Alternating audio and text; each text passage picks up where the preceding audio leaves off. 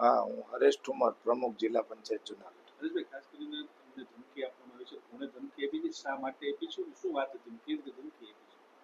મને એકચ્યુઅલી કંઈ ખબર નહોતી, પણ 4:38 આજુબાજુ પૂર્વ જિલ્લા પંચાયતના પ્રમુખ શાંતાબેન કટારિયાના પતિ દિનેશભાઈ કટારિયા, જે હાલના ડેરીના ચેરમેન છે, એણે મને કોલ કર્યો. એક મિસ કોલ થઈ ગયો. પછી હું કામમાં હતો તો ના લીધો, પણ બીજો કોલ આવ્યો અને સીધા મને વોટ્સએપ કોલથી ગાળો દેવા માંડ્યા, મા બેન આમી, જે ન સાંભળી શકાય એવી.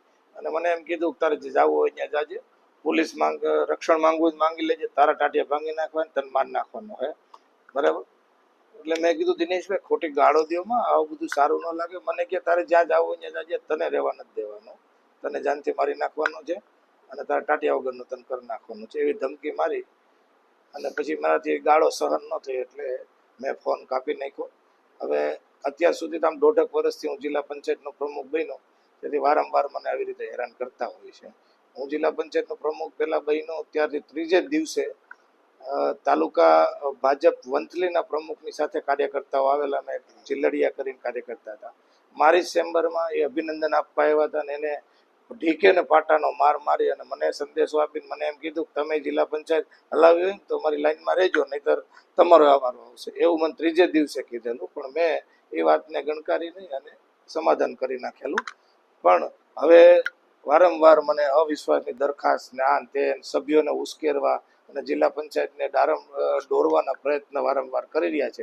આજે તો મારી જાન ઉપર આવી ગયા, મને ગાળો દીધી, જે મારા પદ કરતાં મારી પ્રતિષ્ઠા મને વધારે વાલી છે. એટલે હવે મને પદની ફિકર નથી, મારું પદ વયું જાય તો ભલે જાય, પણ મારી પ્રતિષ્ઠા મને વાલી છે.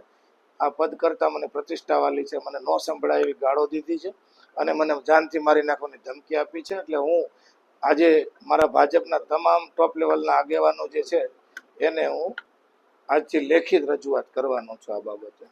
ગાંધીનગર જાઓ છો, શું માટે જાઓ છો, અને ખાસ કરીને ગઈકાલે ગાળો દેવાનું કારણ કે શું ધ્યાનમાં આવ્યું? મને એવું લાગ્યું કે ગઈકાલે એમના વંથલી તાલુકા એમનો જિલ્લા પંચાયતનો મત વિસ્તાર છે, ત્યાંથી 20 જેટલા સરપંચો ડીડીઓની ફેવરમાં એમનું અભિવાદન કરવામાં આવેલું. અભિવાદન કરવા માટે આવેલા એ સભ્ય મારી ચેમ્બરમાં મને અમુક રજૂઆતો કરવા આવેલા અને ચા પાણી પીવા આવેલા. સ્વાભાવિક છે કે હું પ્રમુખ હોય એટલે જિલ્લાના સરપંચો માટે આવતા હોય, પણ એ ફોટો પણ એમને પોસ્ટ કર્યો હોય એની સાથે જે સન્માન કરતા હોય, એ ફોટાને કારણે ઉશ્કેરણા હોય અને મને ધમકી મારી હોય.